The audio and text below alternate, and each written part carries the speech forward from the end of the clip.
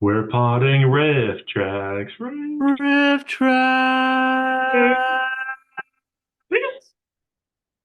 And let me say, I am very fond of muffins. That I would say that makes more sense if you've seen Night of Shorts 14. It doesn't. It really doesn't. It No. wasn't in context. It doesn't give any more sense. But yeah, on the Mans, we had Night of Shorts 14. I'm loving all of their shorts collections, hmm and this one was no different. So let's just jump right into it. hmm Yeah, the Um, Night of Shorts are always a highlight for the Mats, in my opinion. yeah,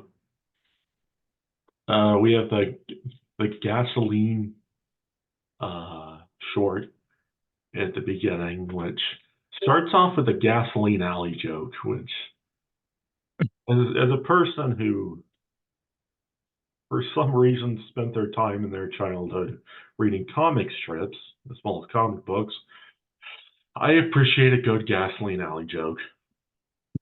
And there's another old timey joke that I really appreciate in this.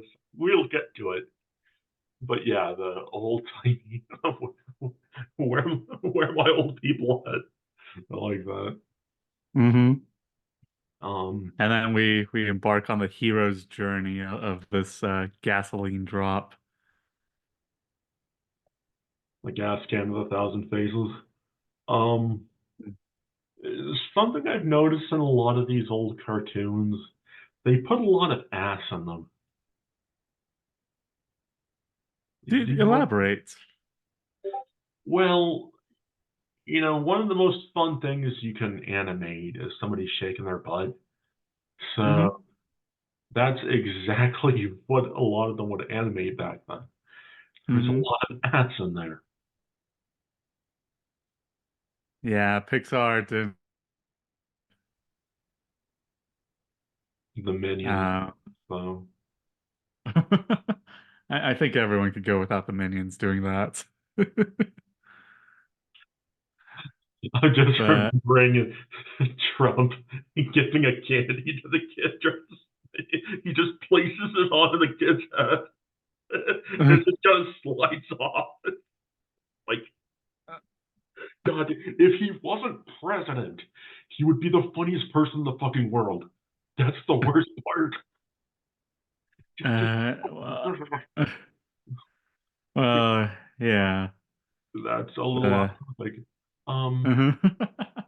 the gasoline short is really fast paced. And I like one of their descriptions. It's like Fantastic Voyage, but a car. Trace has such a way with words. Mhm. I half expected Frank to slip a little when they were talking about how every gasoline drop gets a chance, and he calls that participation trophies.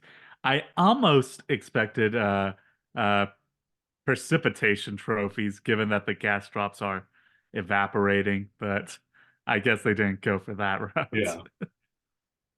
Um, You don't want to front load a joke. so that was it was actually, again, fast paced. It kept my attention. With these shorts, I think it can be hit or miss whether or not they're actually informative, whether they're actually fun. And this one I felt had a good pace to it to make it interesting. Plus, a very interesting ending Mhm. where I our hero dies. Yeah, I just love and Trace is also very good at this. Yeah, buddy, could you just fill it up? I'm gonna be late for work. You don't know how fucking late for work I am. And like he's always been good at that. Just hmm he bought the car. He bought the damn car. hmm Fucking car. Just like going so far back, he's always been good at that. And then I like the part, well, what do you think happens when the gas goes into your car? We own it. Just I think Trace did a lot of I think they both do a great job, but Trace got some of the better jokes during uh probably the first half of the shorts. Something. It's about the next short, the buffet short. Um, my mom was watching this and she said like, "This isn't what life was back then. Like, Mm-hmm. nobody cared how you set up your buffet table." And yeah, just looking at some of these old shorts and like, I don't know if I'd go so far as to say destructive, but like there was kind of a detritus that a lot of these caused to I think the Mm-hmm. stability of a lot of families at the time because they were shown these unrealistic expectations and Mm-hmm. when you can't live up to something like that, stuff starts to be some harshness. And I think that goes with a lot of the. I mean, I don't want to be like Captain Bring Down, like, oh, these were bad, so we can't make like fuck, make fun of anything.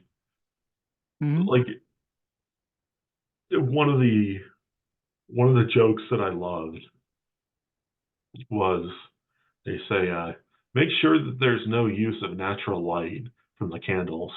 And they say, so that means the cinematographer for Barry Lyndon is out of here. I'm like, that's a movie lover joke. Like that. Mm-hmm. Yeah. I feel there's something in these shorts that these educational shorts where they're trying to pass off something nice. Okay, hey, this is before you have your TLC network, putting on Stackstone on everything and all that. But hey, maybe you may want to consider this, consider what would be a centerpiece. But the end result comes off as so anal that it's just Mm. hilarious. Speaking of anal, I just love that the last short ended on the anus of the car, and now we're talking about anal again. But talking about just how exactly centered everything needs to be, I can't help but feel that they got an actress who was genuinely someone afflicted with OCD, and she was just move this, move this, move this, so Very well, good. just to the center of the piece. And it's your own house. Put whatever you want on there. Um, you can put 1,000 candles if you wanted to. Start a fire after you wash that tablecloth with the gasoline. But it's your place. You can do what you want. I see that's meant to be educational, like informative, but at the end of the day, it just comes off as so unhinged. Um, there's good pointers like, oh, everyone at the guest can have like a little, can get things at their ease. There's a good entree, a good salad, and I get what they're trying to do, but again, it doesn't come off that way. It comes off as almost like dictating what the table setup needs to be. And I think that's where this sketch particularly finds the humor, where it's just so unhinged, just how obsessed they are in making everything perfect in the setting. There's a joke that they didn't make, but that I was I was kind of making in my head when it said, "Remember to place the remember to stagger the forks to place them in smaller sequential size." And I heard that I was like, "Yeah, just hit those forks with a few haymakers, just clock them right in the face. It just be staggering."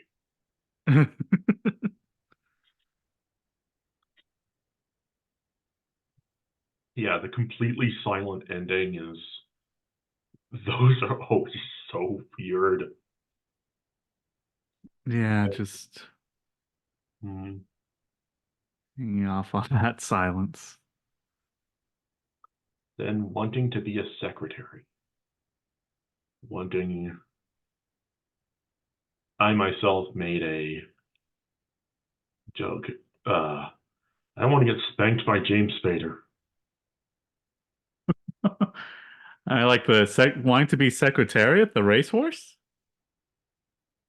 Like they say that the school looks like the Atreides drop set.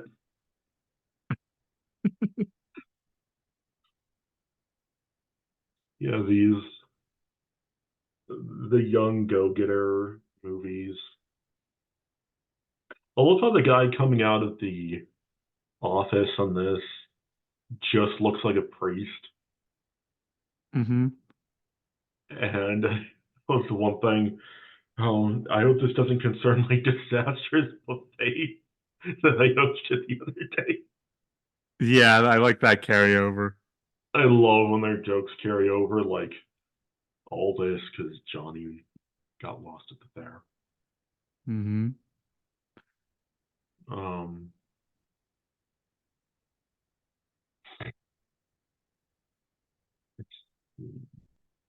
the joke that I really liked was two hard boiled eggs.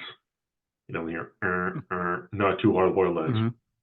That's I always appreciate a good Marx Brothers joke. Um, I like how Frank had a doughy guy call back to Mm-hmm. God only knows how long ago, 30, 40 years. Yeah. And I just like just how they, these shorts are so optimistic for the young go-getter types, and I love the riffs they often, like talk about just how soul crushing these jobs are gonna be, Mm-hmm. and just make fun of it. So it's just very different attitudes towards businesses, since I don't think that would have been in the popular media. Probably on the oh, work was hell kind of at the dinner Mm-hmm. table, but not in popular. Nowadays it's pretty much an open secret that we usually despise our work, or despise the soul drudgery of it. One of the things that made, and this always gets me because I know he likes doing it when Frank goes, "Holy shit, filing cabinets! This place is off the hook." You can tell how much he loves doing that. The character I love in this is the drunk dinner roll lady. She seems to be very tipsy in her seat and is wearing a complicated series of headbands that really outdo Princess Leia. Hmm. And it just, the idea that the woman's future rests in the hands of some dork. Yes, that was one of my favorite lines. Just, and then the Spock as a guidance. Well, he didn't even establish who this dork was, but Mm-hmm. we assume he's some sort of guidance counselor. Um, but we don't even know who this dork is. But Leonard Nimoy, dork is deciding it. This is the future that Reddit wants. And they say he looks like old alfalfa. He gets a lot of riffs towards his looks, and I'm here for it. Uh, the next one is making your own decisions. I'm going to put this out there. The girl is a weird drama queen with an odd face.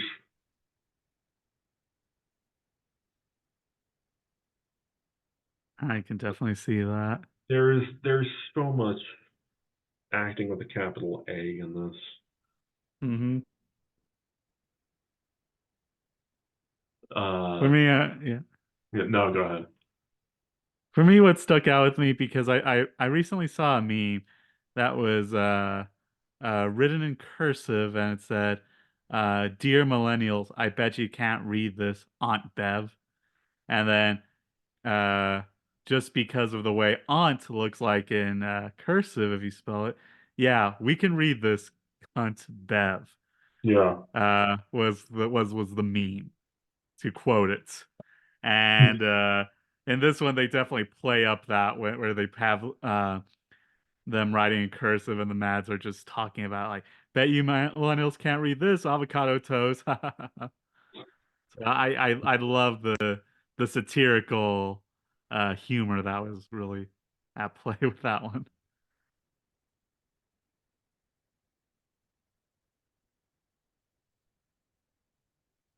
I like when they go after that kind of way of thinking.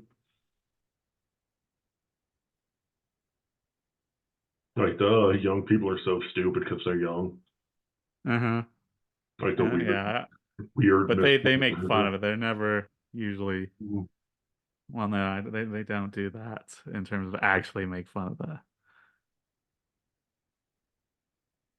And then I don't know, I don't have too much to say about the making a decision one. Three really great jokes in a row were the non-copyright infringing Pluto, The non-copyright infringing Pluto. Because and he's how not Steamboat Willie era Pluto. they do the joke where it's like, ha ha, you're a baby. You have to make up your mind. Ha ha, you're a baby. Dental plan, Lisa needs braces. Dental plan, Lisa. And of course, I love Trace's sound effect work when he when she gets the handkerchief. Uh, just kind of going into the mic Yeah, as she blows her nose. I those were all touches I appreciated as well. the thing that absolutely brought me down was cranking the awning because the guy looks so much like he's checking off. It's just like, Yes. that is like, no, he's cranking an awning open. Hold on, Uh you almost up. There we go. you you can crank that awning literally any other way and you'd be in safe territory, but no, not this man. This man decides to hold it as close between his legs as possible. The next short is self-conscious guy, which, by the way, here's how esoteric they can get with their references on Rifftrax. When they did this one, it's like, huh, self-conscious Guy? Is this about the timidity of 19th century French short story writer Guy de Maupassant and his story about the Horla? I don't think it is. I really don't. It, where the hell else do you get Guy de Maupassant references? But yeah, the guy I love in another because this guy's been in different shorts. The self-conscious guy. Uh, he they say he looks like the guy from the King Crimson album cover.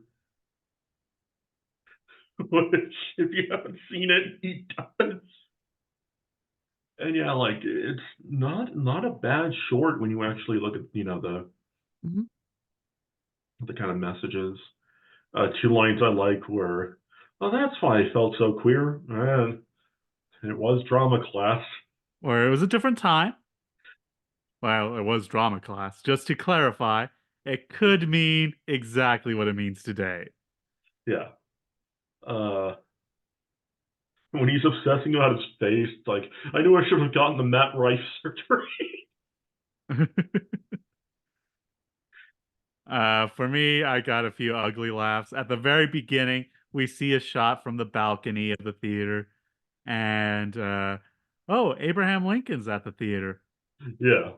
That one got an ugly laugh out of me, and then we see our self-conscious guy giving a book report and talking about how nervous he was, which Frank interjects saying that maybe Mein Kampf wasn't the best book report to present to the class.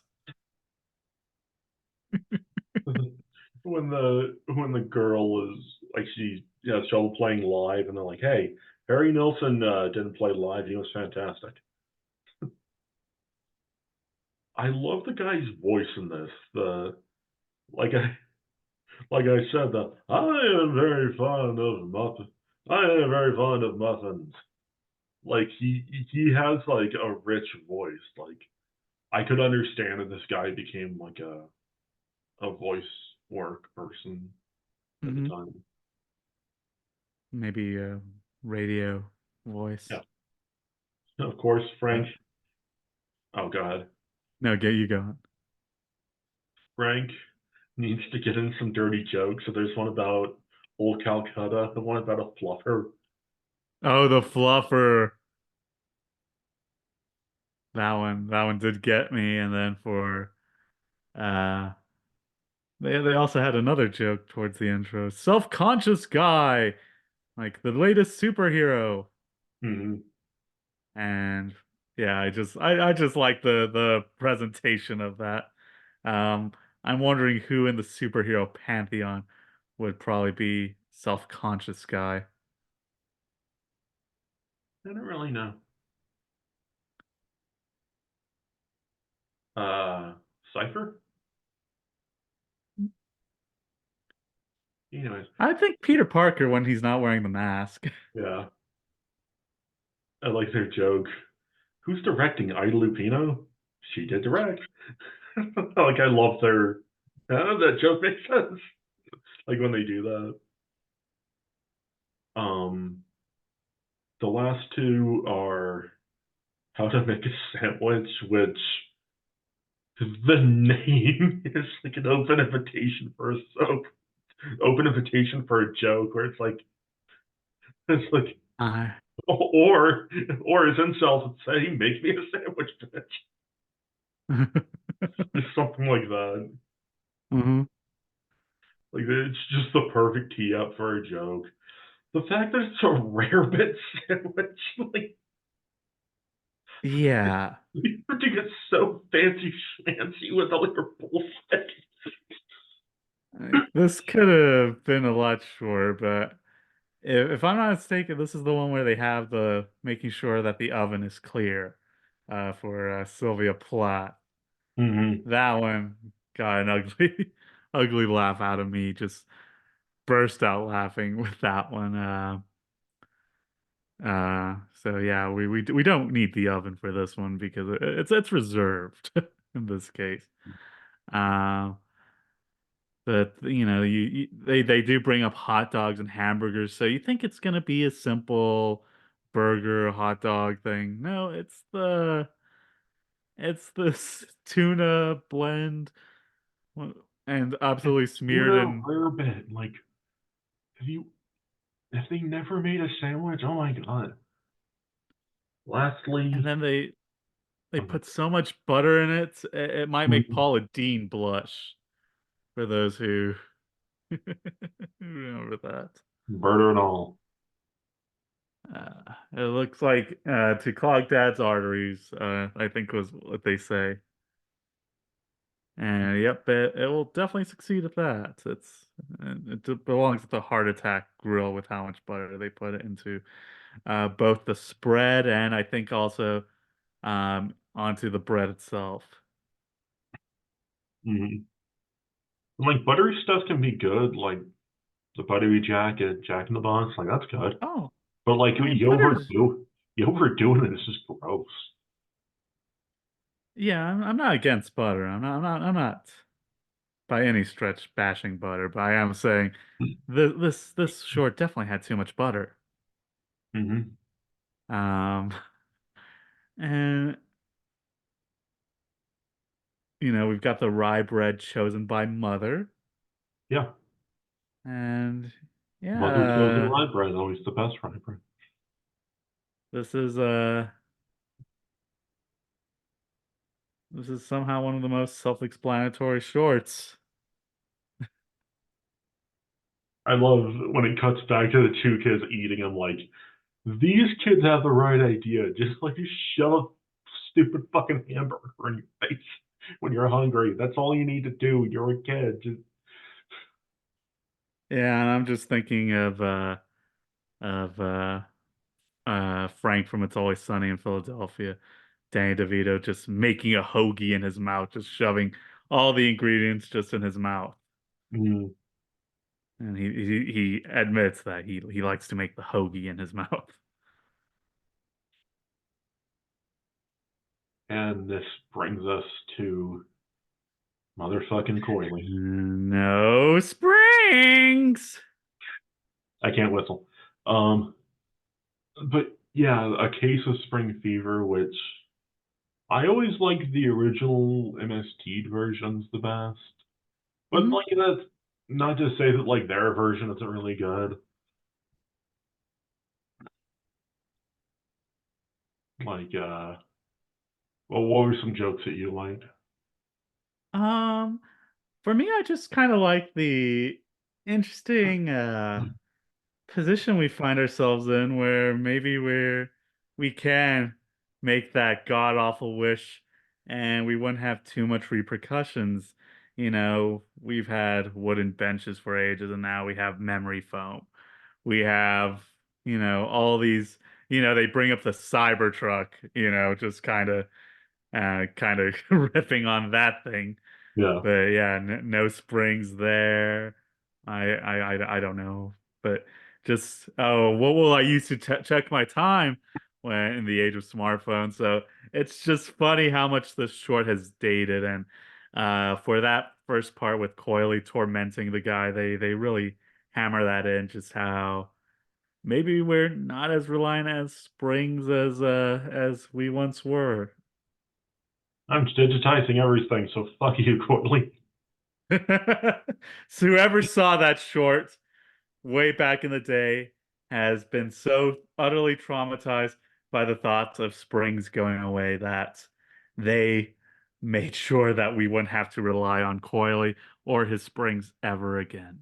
Mm, So I thought I enjoyed that one. The MST3K one easily is the best one, but I did enjoy just looking back at just how much we're not this wish wouldn't be so egregious and harmful. Um, and then once you know he has his little Scrooge moment and is sharing with his friends the wonders of Scrooge. They make a lot of jokes at the expense of Mar-a-Lago, at Trump, at all the golf stuff, which I really enjoyed. And just how does this person have any friends? yeah. He's coming across as if his new special interest is just springs, and yeah, they very much hammer home the fact that he's not gonna have any of these people as his friends by the end of it. Mm. One thing, the thing that just cracked me up for the last time in the special was when the when he brings the springs back, you hear like the and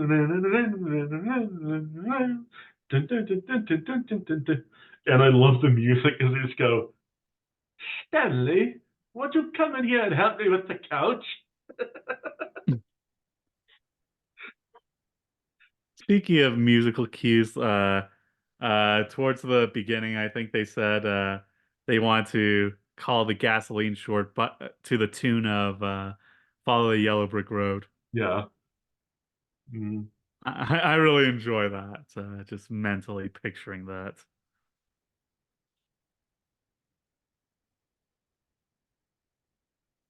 And so that's any yeah. final thoughts on Coily? No, as Trey says, burn them all. Burn them all. And overall thoughts on this night. I like all the shorts nights. Like I genuinely do because it's such a mixed bag. Like so many Mhm. opportunities for good jokes. And And occasionally, yeah. yeah, And occasionally you find some good ones like the self-conscious man one where the he reflects upon all his friends, how they were not very confident in playing piano at one time, not very confident on talking on the phone. And sometimes they're nice sentiments on there. Other times you have some OCD weirdos Yeah. going crazy. And yeah, just interesting to see just how mixed these shorts can be.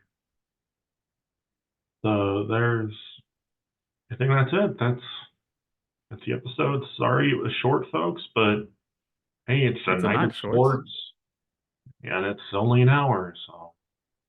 Hmm. But we'll have more. We will have much, much more. Um, we're already getting the ball rolling on stuff, so yeah, that has been Potting Rifftrax for Mad's Night of Shorts 14, and I am Jeremy Alice, And I'm Jesse. and we have been hanging out, hanging out, Yeah.